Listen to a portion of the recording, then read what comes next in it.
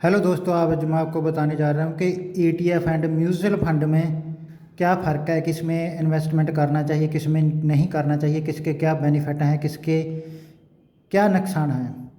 सबसे पहले हम बात करते हैं कि ईटीएफ की।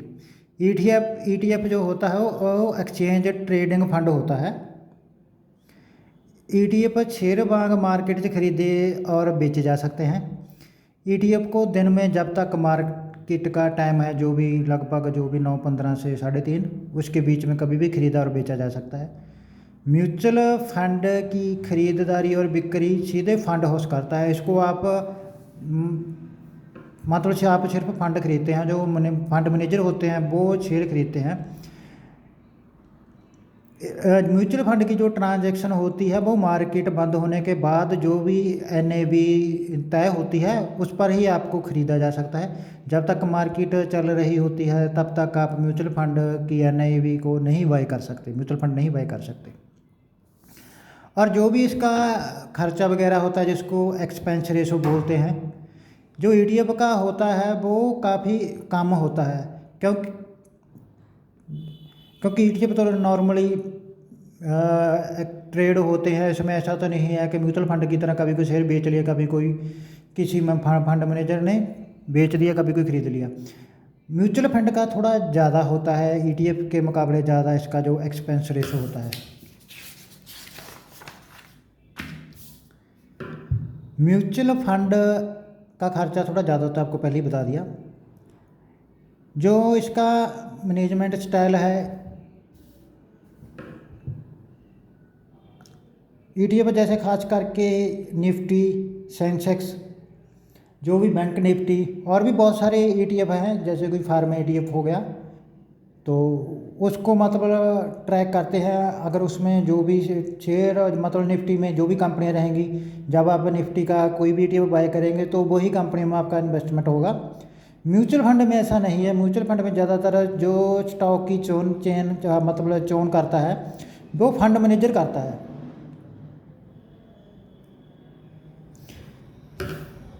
जो ईटीएफ की जो फ्लेक्सिबिलिटी होती है निवेश की, वो काफ़ी होती है म्यूचुअल फंड के मुकाबले, क्योंकि इनको कभी भी खरीदा और बेचा जा सकता है।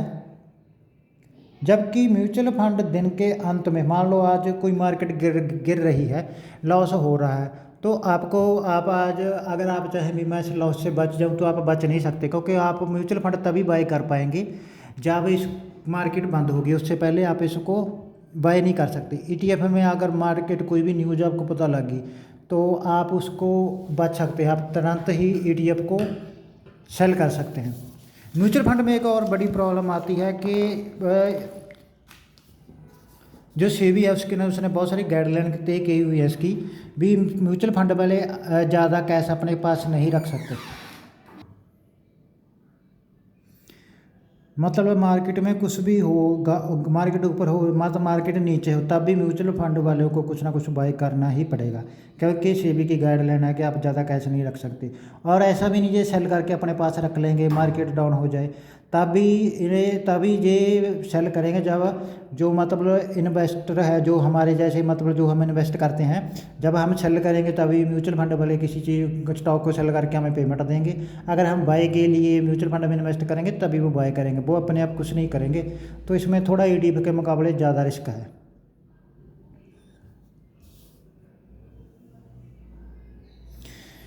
अब बात करते हैं टैक्स की। ईटीएम ट्रेडिंग पे एक टैक्स गेन लगता है, वो तो म्यूचुअल फंड पर भी लगता है, दोनों पर सेम ही है, इसमें तो कोई ज़्यादा कुछ नहीं।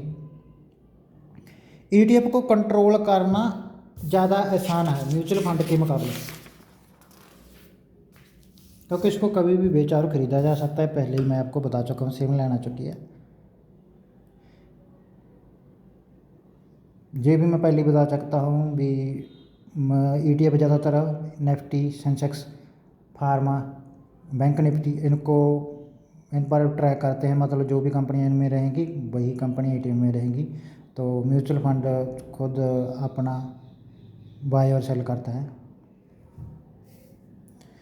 अब ईटीएफ जेकर ईटीएफ मान लो मार्केट में दिन के दौरान बधेरे ऊपर या नीचे चला जाए तो आप इसमें अपना घाटा और मुनाफा दोनों को कंट्रोल कर सकते हैं, जबकि म्यूचुअल फंड में ऐसा नहीं है।